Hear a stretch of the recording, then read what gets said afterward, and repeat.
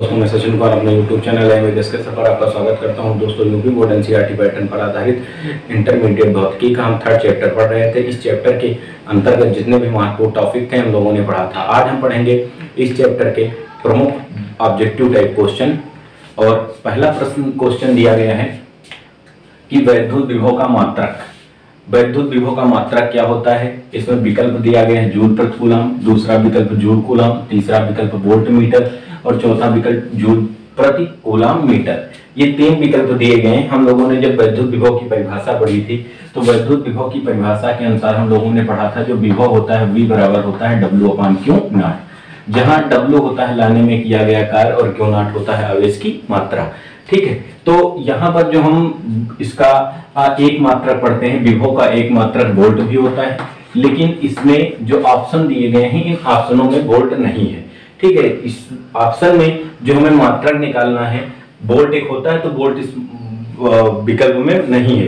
तो हम जो दूसरा मात्रक निकालेंगे V बराबर होता है W/Q0। W है कार्य और कार्य का मात्रक होता है जूल, बटे को हम कहते हैं प्रति, और Q0 है आवेश, आवेश का मात्रक होता है कूलम। तो ये हो जाएगा जूल प्रति कूलम।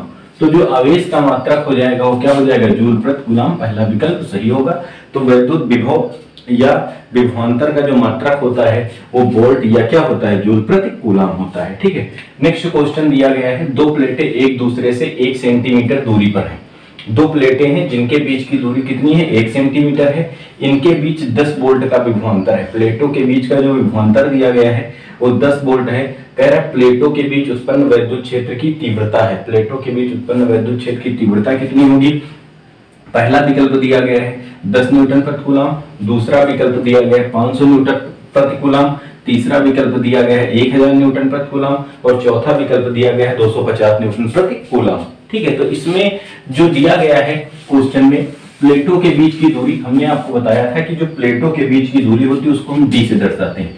तो प्लेटों के बीच की जो दूरी दी गई है वो D बराबर है 10 वोल्ट। ठीक, वो सॉरी 10 सेंटीमीटर।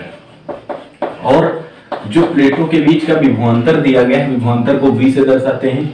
सॉरी, प्लेटों के बीच की दूरी 1 सेंटीमीटर और प्लेटों के बीच का जो विभवांतर है वो V बराबर कितना है? 10 वोल्ट है। हमें प्लेटों के बीच उत्पन्न वैद्युत क्षेत्र की तीव्रता निकालनी है। तो देखिए यहाँ पर जितने भी वैद्युत क्षेत्र की तीव्रता के मात्रक दिए गए हैं सब देखा जाए तो एमकेएस प्रणाली के मात्रक है। तो यहाँ पर जो दूरी दी गई है D बराबर 1 सेंटीमीटर, इस दूरी को हम मीटर में बदलेंगे और जो सेंटीमीटर को हम मीटर में बदलेंगे तो 1 सेंटीमीटर बराबर होता है 10 की घात -2 मीटर। ठीक, 1 सेंटीमीटर बराबर होता है 10 की घात -2 मीटर। अब यहाँ से हम प्लेटों के बीच जब उत्पन्न वैद्युत क्षेत्र की तीव्रता निकालेंगे तो वैद्युत क्षेत्र की तीव्रता और विभव में एक संबंध होता है कि वैद्युत क्षेत्र की तीव्रता E बराबर होती है V/D। ठीक, वैद्युत क्षेत्र की तीव्रता जो होती है E बराबर कितनी होती है? V/D, जहां E है प्लेटों के बीच उत्पन्न वैद्युत क्षेत्र की तीव्रता, V है प्लेटों के बीच का विभवांतर और D है प्लेटों के बीच की दूरी। अब प्लेटों के बीच का विभवांतर कितना दिया गया है? 10 वोल्ट है और प्लेटों के बीच की दूरी कितनी दी गई है? 10 की घात -2 मीटर। तो ये घातांक के नियम से 10 की घात -2 मीटर ऊपर जाएगा। तो हम लोगों ने पढ़ा था कि अगर कोई संख्या हर में होती है, अगर उसको हम अंश में ले जाते हैं तो उसकी घात के चिन्ह क्या होते हैं? बदल जाते हैं। ये 10 की घात -2 से ऊपर जाएगी, 10 की घात +2 हो जाएगी। ये 10 गुणे 10 की घात 2 और ये हो जाएगा वोल्ट प्रति मीटर। 10 की घात 2 का मतलब होता है 100 और 10 की घात 2 का मतलब 100 और 100 का गुणा 10 से हो जाएगा, कितना हो जाएगा? 1000 वोल्ट प्रति मीटर। लेकिन यहाँ पर जो मात्रक दिया गया है न्यूटन और कूलम में दिया गया है। तो जो वोल्ट प्रति मीटर होता है, वोल्ट प्रति मीटर वो न्यूटन प्रति कूलम के तुल्य होता है। ठीक, न्यूटन प्रति कूलम के तुल्य होता है। तो 1000 क्या जाएगा? न्यूटन प्रति कूलम। तो प्लेटों के बीच उत्पन्न जो वैद्युत क्षेत्र की तीव्रता हो जाएगी वो कितनी हो जाएगी? 1000 न्यूटन प्रति कूलम। ठीक है, तो ये आपका जो विकल्प होगा सी वाला ऑप्शन सही हो जाएगा, 1000 न्यूटन प्रति कूलम। ये कैसे होता है? तो हम लोगों ने पढ़ा था कि वैद्युत क्षेत्र की तीव्रता E बराबर होती है F/Q0 तथा E बराबर हमने पढ़ा था V/D भी होता है। हमने जब आपको ये चैप्टर पढ़ाया था तो बताया था कि आप ऑप्शन के अनुसार इसका मात्रक चूज करेंगे। अगर न्यूटन प्रति कूलम में दिया है तो F/Q0 और अगर वोल्ट प्रति मीटर में दिया है तो V/D से निकाला जाता है। ठीक, थर्ड क्वेश्चन दिया गया है दो प्लेट एक दूसरे से 1 मीटर दूरी पर स्थित हैं। प्लेटों के बीच 100 वोल्ट का विभवांतर है, प्लेटों के बीच उत्पन्न विद्युत क्षेत्र की तीव्रता की गणना कीजिए। ये जो क्वेश्चन है सेम दूसरे टाइप का है, आप इस क्वेश्चन को सॉल्व करके कमेंट बॉक्स में इसका आंसर देंगे। ठीक है, नेक्स्ट, जीरो तीव्रता वाले विद्युत क्षेत्र में विभव V का मान का दूरी r के साथ परिवर्तन, अर्थात कहा जा रहा है एक विद्युत क्षेत्र है जिसकी जहां पर विद्युत क्षेत्र की तीव्रता कितनी है, 0 है, तो वहां पर जो विभव है वो दूरी के साथ किस प्रकार परिवर्तित होता है। तो जैसे हमने एक चालक गोला पढ़ा था कि अगर कोई चालक गोला होता है तो अगर इस हम चालक गोले को आवेश देते हैं तो चालक गोले को जो दिया गया आवेश होता है वो इसके पृष्ठ पर एक समान रूप से वितरित हो जाता है। चालक गोले को जो दिया गया आवेश होता है वो उसके पृष्ठ पर एक समान रूप से वितरित हो जाता है।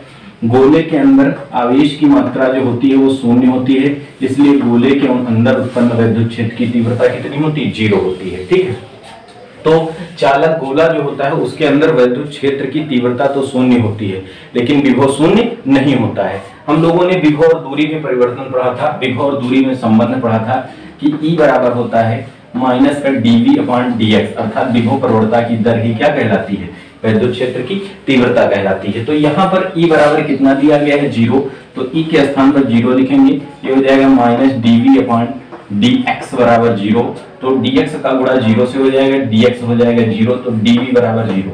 dV है विभव में होने वाला परिवर्तन, dV क्या है, विभव में होने वाला परिवर्तन।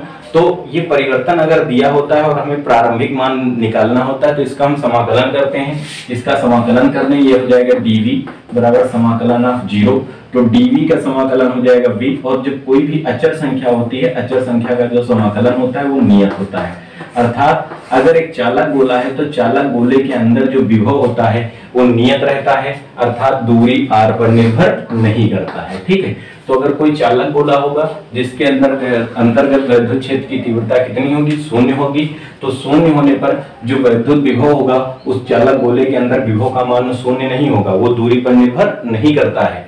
ठीक है, अर्थात जितना विभव गोले के पृष्ठ पर होगा उतना ही विभव कहां पर होगा, पृष्ठ के अंदर होगा, कहने का तात्पर्य ये है। तो ये दिया गया है E बराबर 0 तीव्रता वाले विद्युत क्षेत्र में विभव V का मान जो है दूरी के r के साथ किस प्रकार परिवर्तित होता है, तो V जो होता है वो नियत रहता है, दूरी पर निर्भर नहीं करता है। ठीक है, नेक्स्ट क्वेश्चन दिया है 10 सेंटीमीटर त्रिज्या के चालक गोले के पृष्ठ पर 10 वोल्ट का विभव है, गोले के केंद्र पर कितना विभव होगा। ये प्रश्न जो है 2018 के बोर्ड एग्जाम में पूछा गया था, 2019 के बोर्ड एग्जाम में पूछा गया था, और ये जो दिया गया प्रश्न है ऊपर वाले प्रश्न पर आधारित है।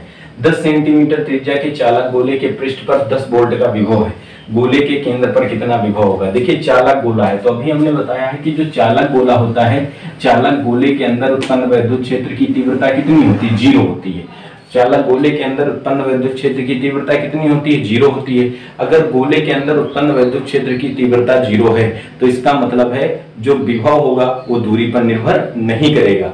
तो जितना विभव पृष्ठ पर होगा उतना ही विभव कहां पर होगा, केंद्र पर होगा। तो पृष्ठ पर कितने वोल्ट का विभव है, 10 वोल्ट का विभव है, तो केंद्र पर भी कितने वोल्ट का विभव होगा, 10 वोल्ट का विभव हो जाएगा। ठीक है, तो ये आपको ध्यान देना है कि गोला कैसा है, चालक है कि अचालक है। ठीक, नेक्स्ट क्वेश्चन दिया गया 1 इलेक्ट्रॉन वोल्ट का मान होता है। जो इलेक्ट्रॉन वोल्ट होता है, इलेक्ट्रॉन वोल्ट ऊर्जा का मात्रक होता है। हम लोगों ने पढ़ा था इलेक्ट्रॉन वोल्ट ऊर्जा का मात्रक होता है। जब कोई इलेक्ट्रॉन 1 वोल्ट विभवांतर पर त्वरित होता है तो उसके द्वारा जो अर्जित गतिज ऊर्जा होती है वो 1 इलेक्ट्रॉन वोल्ट होती है। जब कोई इलेक्ट्रॉन 1 वोल्ट विभवांतर पर त्वरित होता है तो उसके द्वारा अर्जित जो गतिज ऊर्जा होती है वो कितनी होती है, 1 इलेक्ट्रॉन वोल्ट होती है। और 1 इलेक्ट्रॉन वोल्ट बराबर होती है 1.6 गुणे 10 की घात -19 जूल। तो 1 इलेक्ट्रॉन वोल्ट बराबर कितना होता है, 1.6 गुणे 10 की घात -19 जूल। पहला विकल्प दिया गया है। और इसी में एक क्वेश्चन और पूछा जाता है कि 1 MeV, कैपिटल M का मतलब मेगा अर्थात मिलियन, 1 मिलियन इलेक्ट्रॉन वोल्ट कितने जूल के बराबर होता है। तो 1 मिलियन मतलब 10 की घात 6 10 लाख, और 1 इलेक्ट्रॉन वोल्ट के स्थान पर कितना लिख सकते हैं, 1.6 गुणे 10 की घात -19 जूल।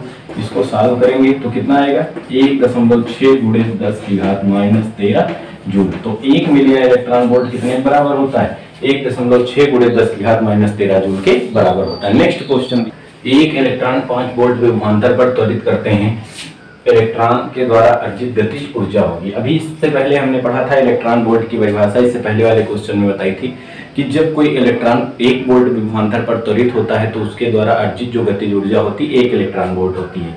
यहाँ पर जो इलेक्ट्रॉन है वो कितने वोल्ट विभवांतर पर त्वरित होता है? 5 वोल्ट विभवांतर पर त्वरित होता है। तो इसके द्वारा अर्जित गतिज ऊर्जा कितनी हो जाएगी? तो 1 इलेक्ट्रॉन 5 वोल्ट विभवांतर पर त्वरित होता है तो इसके द्वारा अर्जित गतिज ऊर्जा कितनी होगी? 5 इलेक्ट्रॉन वोल्ट हो जाएगी। ठीक है, तो इसी प्रकार जैसे कहा गया 1 इलेक्ट्रॉन n वोल्ट विभवांतर पर त्वरित होता है तो उसके द्वारा अर्जित गतिज ऊर्जा कितनी होगी? वो n इलेक्ट्रॉन वोल्ट हो जाएगी। अब n क्या हो जाएगा? विभव, जितने विभव पर वस्तु क्या इलेक्ट्रॉन क्या हो रहा है? त्वरित हो रहा है। यहाँ पर दिया गया है क्वेश्चन नंबर 8, 1 इलेक्ट्रॉन को 3 वोल्ट विभवांतर पर त्वरित किया जाता है, इलेक्ट्रॉन के द्वारा अर्जित गतिज ऊर्जा होगी। सेम क्वेश्चन है ऊपर, अभी हमने इसको बताया है। आपको इसका आंसर जो है हमको कमेंट बॉक्स में देना है कि आप कमेंट बॉक्स में क्वेश्चन नंबर 8 का आंसर देंगे कि 1 इलेक्ट्रॉन वोल्ट को 3 वोल्ट विभवांतर पर त्वरित किया जाता है, इलेक्ट्रॉन द्वारा अर्जित गतिज ऊर्जा होगी। नेक्स्ट क्वेश्चन दिया है क्वेश्चन नंबर 9। क्वेश्चन नंबर 9 हमारा दिया है कि 1 इलेक्ट्रॉन को दूसरे इलेक्ट्रॉन के समीप लाने पर निकाय की स्थितिज ऊर्जा में क्या परिवर्तन होता है? तो हम लोगों ने पढ़ा था निकाय की स्थितिज ऊर्जा क्या होती है कि जब 2 या 2 से अधिक आवेशों को, ठीक है, 2 आवेशों को अनंत से परस्पर समीप लाकर निकाय की रचना करने में जो कार्य किया जाता है वही कार्य क्या कहलाता है? निकाय की स्थितिज ऊर्जा कहलाती है। 2 आवेशों को अनंत से परस्पर समीप लाकर निकाय की रचना करने में जो किया गया कार्य होता है वही कार्य क्या कहलाता है? वैद्युत स्थितिज ऊर्जा कहलाता है। इसमें हम लोगों ने पढ़ा था, आपको हमने बताया था कि जैसे एक आपका आवेश Q1 है और दूसरा आवेश आपका Q2 है।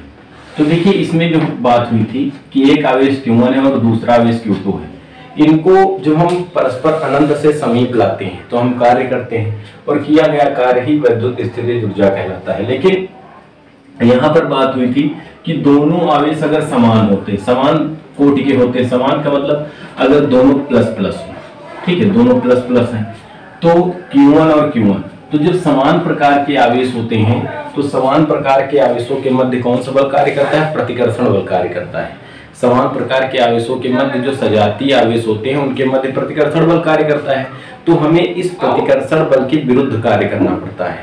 तो प्रतिकर्षण बल के विरुद्ध जब हम कार्य करेंगे तो कार्य हमें अधिक करना पड़ता है। अर्थात इस परिस्थिति में जो आवेश, जो वैद्युत स्थितिज ऊर्जा होती है वो क्या होती? बढ़ जाती है। ठीक, वैद्युत स्थितिज ऊर्जा बढ़ जाती है। अगर दोनों प्लस प्लस हैं या दोनों कैसे हैं? माइनस माइनस, तो समान प्रकार के आवेशों को समीप लाने में हमें प्रतिकर्षण बल के विरुद्ध कार्य करना पड़ता है। इसलिए इस कंडीशन में जो वैद्युत स्थितिज ऊर्जा होती है, निकाय की वैद्युत स्थितिज ऊर्जा क्या होती है? बढ़ जाती है। अगली कंडीशन दी गई है, अगर आपका एक आवेश धनावेशित है और एक आपका आवेश कैसा है? ऋणावेशित है।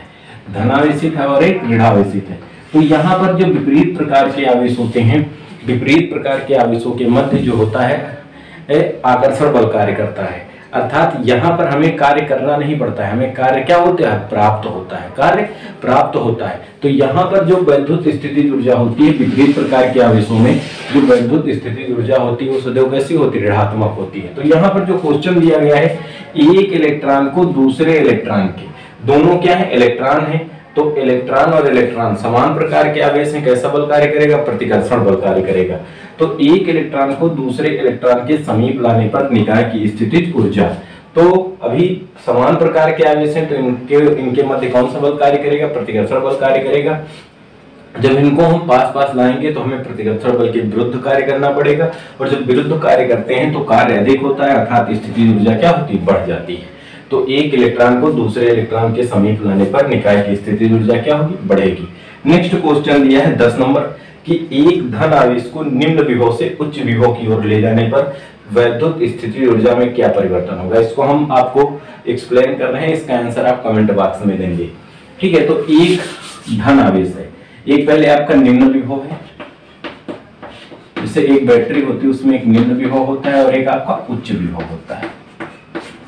जो उच्च विभव होता है उसको हम कहते हैं धन आवेश, और जो निम्न विभव होता है उसको कहते हैं ऋणावेश। तो इसमें कह रहा है एक धन आवेश को निम्न विभव से उच्च विभव की ओर ले जाने पर, तो यहाँ पर धन आवेश है, इस धन आवेश को आप निम्न विभव से उच्च विभव की ओर ले जा रहे हो, निम्न विभव धन आवेश को निम्न विभव से उच्च विभव की ओर ले जा रहे हो, अर्थात उच्च विभव भी धन आवेश होता है और धन आवेश को आप ले जा रहे हो तो धन आवेश को आप धन आवेश के समीप ले जाओगे। तो इस परिस्थिति में वैद्युत स्थितिज ऊर्जा के मान में क्या परिवर्तन होगा, आपको ये आंसर हमें कमेंट बॉक्स में आपको बताना है।